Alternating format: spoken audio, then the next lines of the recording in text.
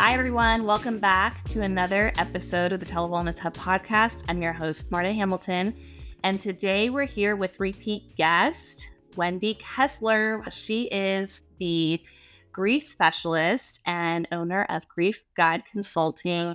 And if you haven't checked out her episodes, there's 2 episodes that we previously recorded and are live on whichever of the 18 platforms you listen to your podcast. You can check it out. In the past, we've talked over what is grief and just gave a review about grief and loss. The latest episode, we talked about how to cope with grief and what active coping looks like, especially during the holidays. And today we get to take it a step further and look at hope and how hope evolves. So Wendy, thank you so much for joining us again. Thank you for having me back. I always look forward to talking with you. It just feels very meaningful every time.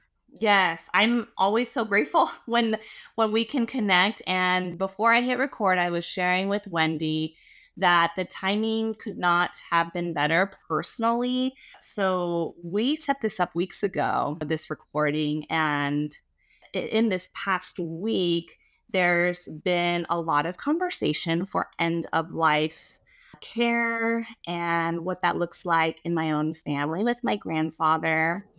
And so I shared with Wendy, you know, I don't want to turn this into a session all about me, but it really created a lot of questions, a lot of uncertainties, a lot of different feelings. And so I thought, how fortunate I am to get to talk to you. And I hope that this conversation can be meaningful to others who navigate something like this. Although we talked in our previous episodes, everyone at some point is touched by some type of loss, including death. So we talked about so I'm hopeful that this conversation can in some way, like we talked about before hitting record the record button, is that I hope this conversation can somehow help model or normalize talking about death. So yes, thank you very much for that. And especially when we look at how hope is a part of this. So talk to us a little bit about the role of hope in loss or in the grieving process.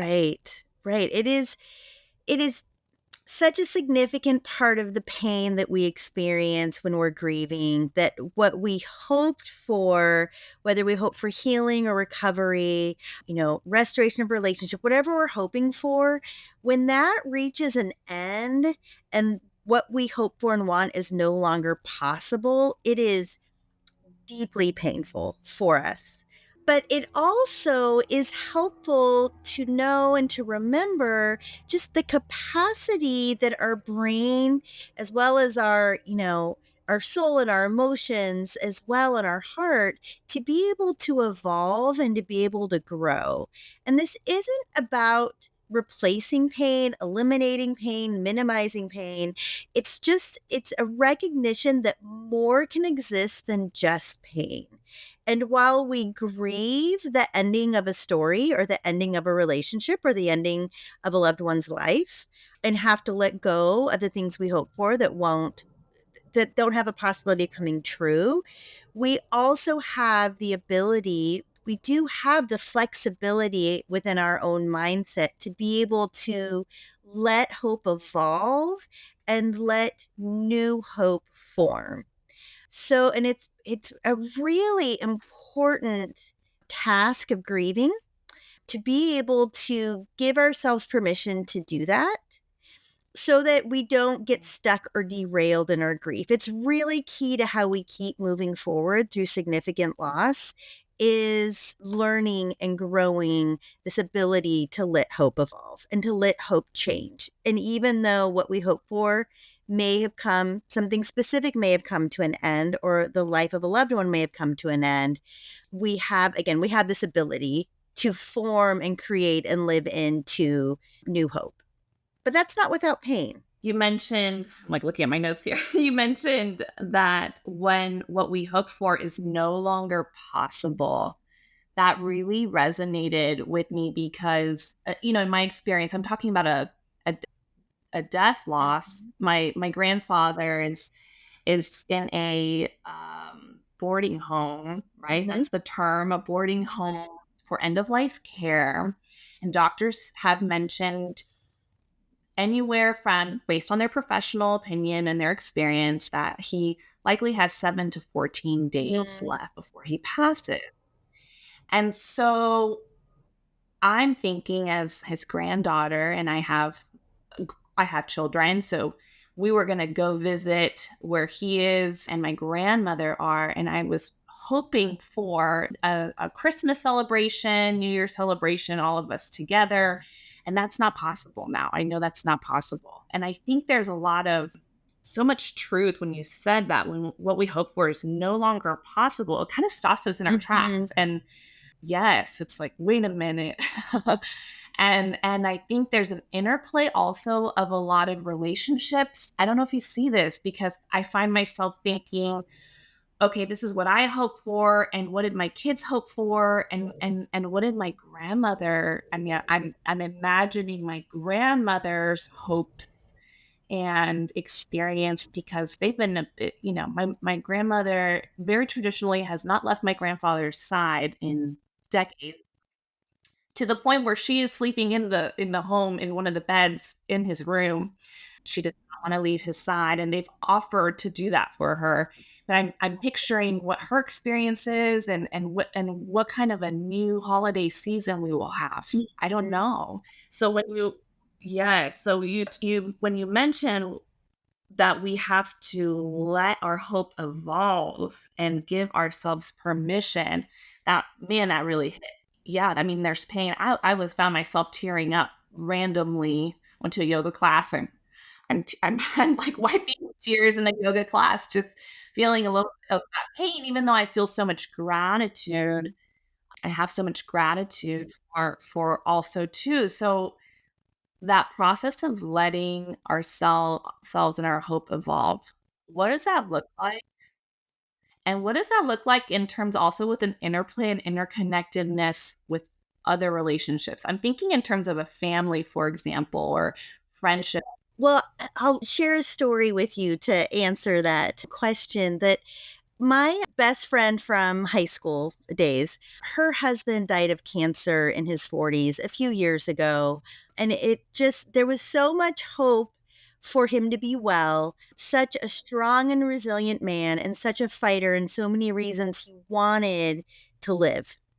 But there came a point in his cancer progression, the progression of his disease, that there were no longer any, viable treatments, and a recovery just wasn't possible. That just wasn't going to happen. And making that shift is so hard, from hoping for healing and recovery to accepting that what we're hoping for is no longer possible. But if we have a fixed mindset that we just want to keep pushing against what we feel is right and what should happen, if we can't make that shift to letting hope evolve and kind of letting our mindset be flexible when there's no other options left, when we can make that shift, we can, again, it doesn't take away the pain. It's not a cure for pain. It just, we become open to experience some things that can be really beautiful, and create some peace and some meaning at end of life, instead of it just being hard and painful and something that we're beating our fist against the entire time until someone takes their last breath. So with my friend's husband, he had a daughter from a former marriage who was in college at that time. She was less than a month from graduating, and he had raised her as a single dad. She was less than a month from graduating from college, and he really wanted to hang on and be there for her graduation. With the hospice staff, it was very apparent that that was not going to happen. Just the advancement of his disease, the decline of his body, it just wasn't possible for him to live that many more days that would be needed. And so, as painful and heartbreaking and devastating as it was to accept the reality, and there was a lot of crying and talking and processing. Again, we're not just skipping over or denying pain, we're leaning into the pain of that reality. But then it's saying, so what else can we do? The hope of him being there for her graduation was not going to happen. But what other options do we have? And so I suggested to her, she had just got her cap and gown and she was coming home to see her dad. And I told her to bring her cap and gown.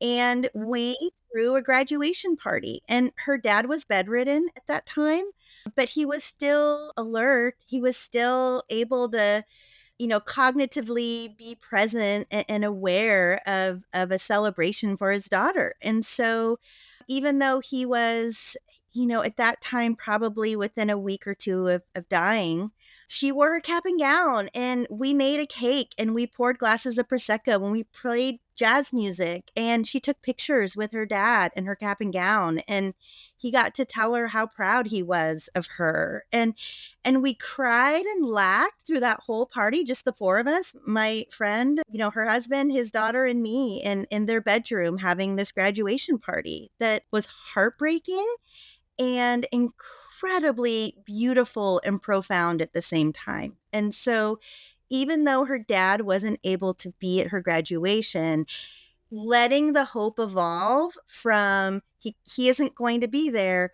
but there's still time. And when we accept that, then we open up some space of what else can we do to make this meaningful, and for her to be able to share a really special moment with her dad in honor and recognition of her graduating and all the support he had been in her life, that enabled her to be a college graduate. And so it is one of like the most painful yet most treasured memories of my life. And actually, she just got married last fall and she asked me to officiate her wedding. And I'm not a minister or pastor, I'm a grief counselor. But there is something so sacred in what we shared, in just being present in her dad's final weeks together, that created this bond between us, that to officiate her wedding and to be in that sacred space that is so full of hope and joy and a new beginning for her life, to be able to integrate all of those spaces together really is so powerful. And again, it allows more than just grief and pain and loss and suffering to exist in the really hard stories of our lives. And that's how we move forward and create a new future for ourselves. And we create a new future by honoring the pain and letting that be a part of our story and the loss, but that it can be integrated with the newness that's beginning for us as well. Those things aren't mutually exclusive. And when we try to make them completely separate, we actually increase our suffering. Then when we let all those things, when we create and kind of lean into and find ways that all of these experiences that make life can be integrated and it exists in the wholeness of who we are in our story.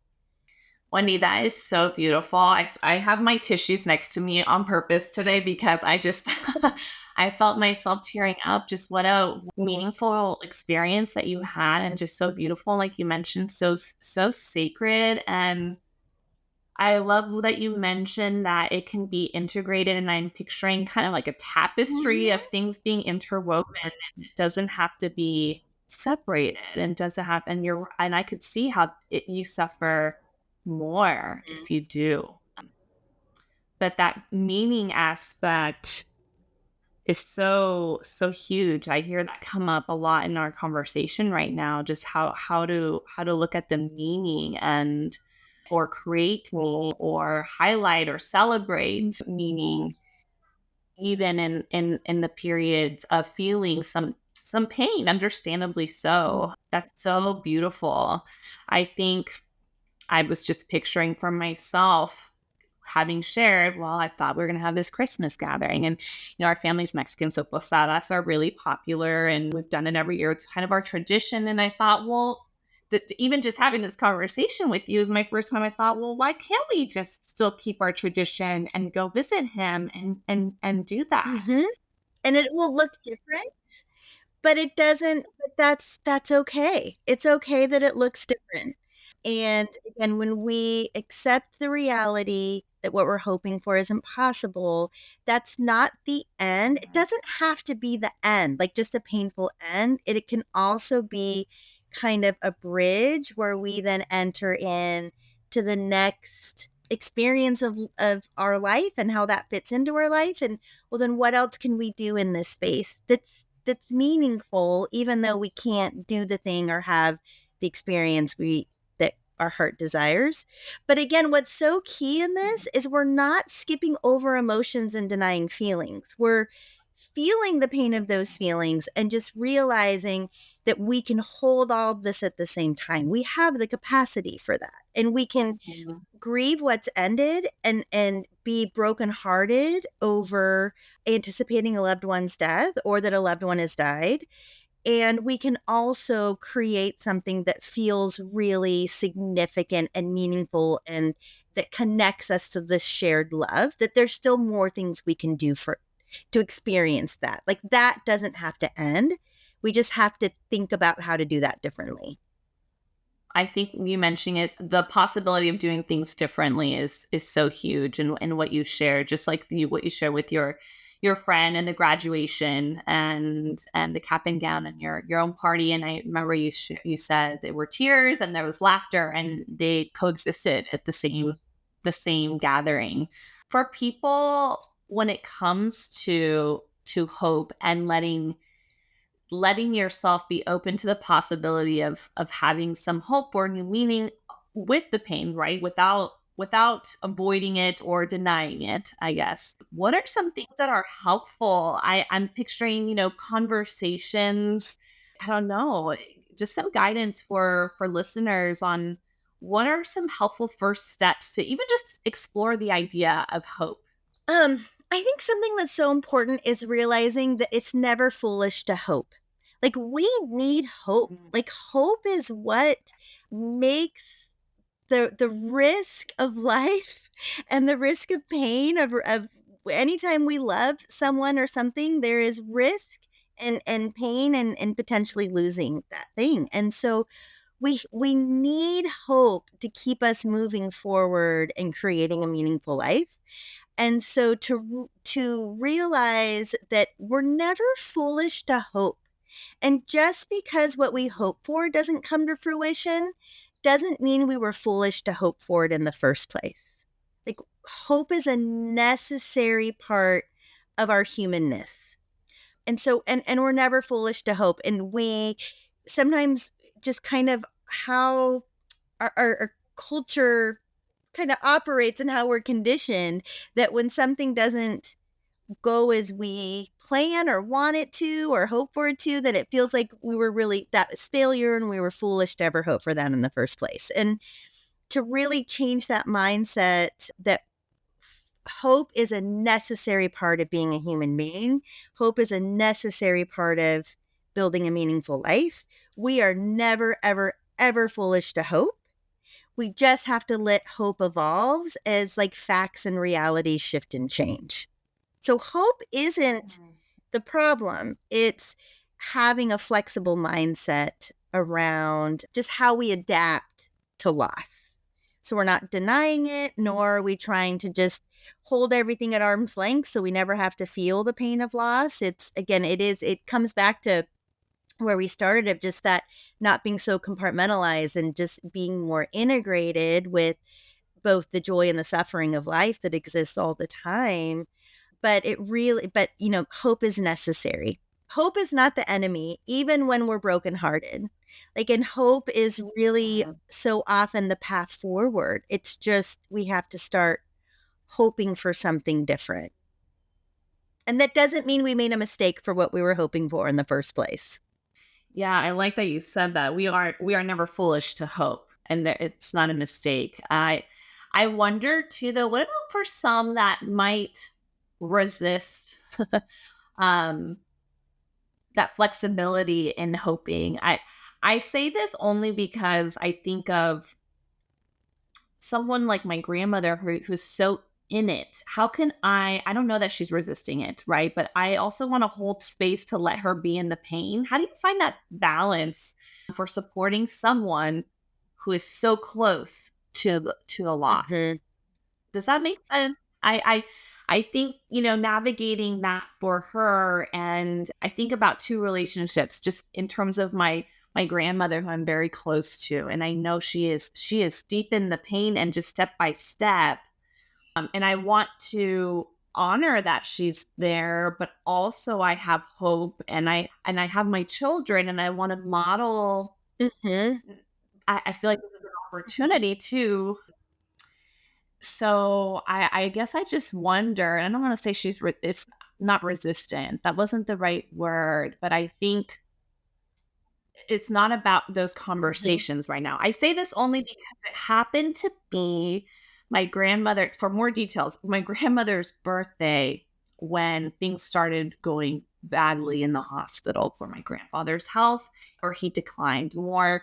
And she said, I don't want any birthday. I don't want anyone to call me. It's not good right now. So it gave me this sense of like, wow, she's not in a good place. I want to respect that she's holding that boundary.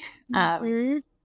So it's finding that balance of knowing. I think things are a little bit different now that they have a plan, and there's, she has updated that things are as positive as they could possibly be right now, right? They're comfortable, they have great care. How can I walk alongside, or how can we walk alongside for those listening as they evolve? Mhm. How can we support their evolution, knowing that it's not linear. It's not going to be like, well, you're evolving. I'm sure there's ups and downs and like somersaults in the evolution Right. of hope. Well, and I think that hope is very personal, and it's just like Yeah. with meaning. Like we create that for ourselves and figure that out for ourselves. We can't decide that for other people. Like you can't decide for your Mhm. grandma what her hope should be, or kind of what pacing she should be moving along, or what she needs. I think when people are absorbing the reality of the end of a loved one's life, it's just being present. It's just leaning in towards someone and being present, and not, we want to make people feel better, especially the people Mhm. that we love. But when it comes to a significant loss, like losing your partner of 50 or 60 years, I mean, we 60 can't, plus, yes. yeah, we can't fix that. And we struggle when we can't fix the pain and make someone feel better. Yes. But it is recognizing, realizing that to just lean into our loved ones when they're in pain, and letting them know that they don't have Mhm. to be happy and okay, and we still want to be near them, and we want to be with them, and we want to be a comfort by our love and our care and our presence with them, and they don't have to do anything else. I think part of the, I mean, I don't know your family at all, and I could be totally wrong. My hunch is part of her resistance to having her birthday celebrated is that pressure to be happy, and the pressure to feel that you have to like socially you got to respond in some way that's celebratory, even in a small way, and she just doesn't have the capacity for that, understandably. And so when people are anticipating a significant loss or grieving a significant loss, us letting go of our need to try to make them feel better, because it's not what she needs. She needs to know that, likely she needs to know that it's okay to be grieving, and that people still want to be around her and with her and near her, her family, even if she's brokenhearted, and to share, like, to just be present in that space with her without trying to fix it. I think that is something I needed to hear. I think, and I definitely have a family of solution focused Mhm. people. A lot of executives and engineers who are like, let's do this, or we can help her with this, or, and I think And meanwhile, I'm also trying to I feel for her. I feel for her, and I do. You're right. It all comes from a loving place of wanting her to feel better. And my mom, that's her dad, and I think everyone's just being. I mean, I'm fortunate because it points to. I believe, when looking for the meaning and the hope. I mean, it points to the amount of love, Mhm. That's right? 100%. It, And we don't need our we don't need our grief to be fixed by our loved ones. We just need it to be witnessed. We just need our grief to be witnessed by other people and to be validated and to know that the person that we're grieving and missing matters and matters to people beyond just us. And that is often the best comfort that we can give. okay. Okay. What about in terms of what you see in individuals? And I know it varies, right? Where everyone's journey is their own and unique. But when it comes to this, how hope evolves and how we let our hope evolve, what are some things you notice when people let themselves have the freedom to let their hope evolve or to have hope? What are some things you notice in them? I think that's where we find the space to be able to move forward in our grief processing. Like when we let hope end with the end of a sad story and we don't want to, it's too painful to try to hope for something different. And sometimes it feels like we're dishonoring our loved one to hope for something different. But we get so stuck in those places, and there's no way for our grief to move and transform and to be released. It's in letting that hope of what we, because really evolving hope, that's a part of agency. What we were talking about in our last conversation about actively grieving, evolving hope is a really essential part of realizing that grief isn't a passive experience. It is something we have agency over and we can utilize our resilience. And when we actively grieve, it's not that grief isn't painful, but again, it's more than just pain.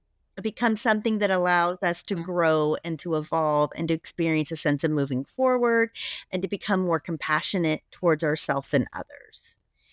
But that's that evolving hope piece, because again, we need hope to be the best version of humanity. Hope is essential Mhm. to that.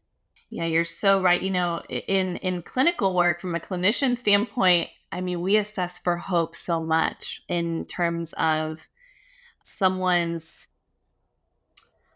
if someone is depressed, for example, we examine hopelessness in someone's concerns for safety and risk. We look for hope, and it's funny you mentioned that we were going to talk about hope. I recently was reading an article that just talked about culturally hope is such a strong theme in all cultures and throughout time.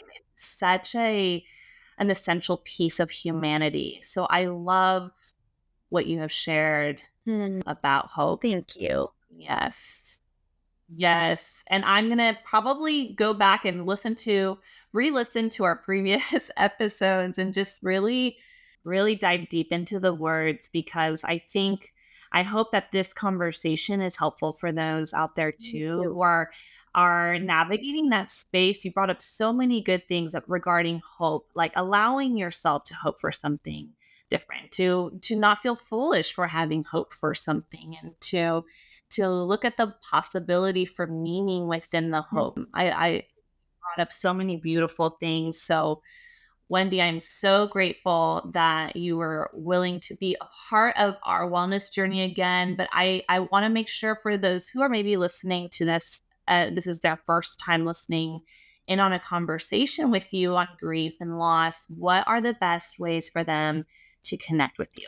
Thank you. It is such a pleasure to talk with you as well. And I can be reached through my website, which is griefguideconsulting.com, or by email, which is griefguideconsulting@gmail.com. And it is meaningful to hear from your listeners and to offer any additional resources that are helpful. I encourage people to reach out. Grieving in isolation and grieving without feeling like we have the support we need. It just adds to the pain and the burden of grief. And when we can connect with others in our grieving experience, it really does offer the ability to, not that we don't feel pain, but that we can feel less burdened by our grief when we're engaging with other people in conversations around our loss. It's so important. So thank you for creating this space for us today. Absolutely. And honestly, you're so right about that with the connection. Even this opportunity for me to connect with you and talk so openly about this experience for 30 plus minutes is just incredible. So I'm very grateful, truly on a personal level, and also just for all the meaningful work that you do for so many others. Truly, thank you so Thank much. you.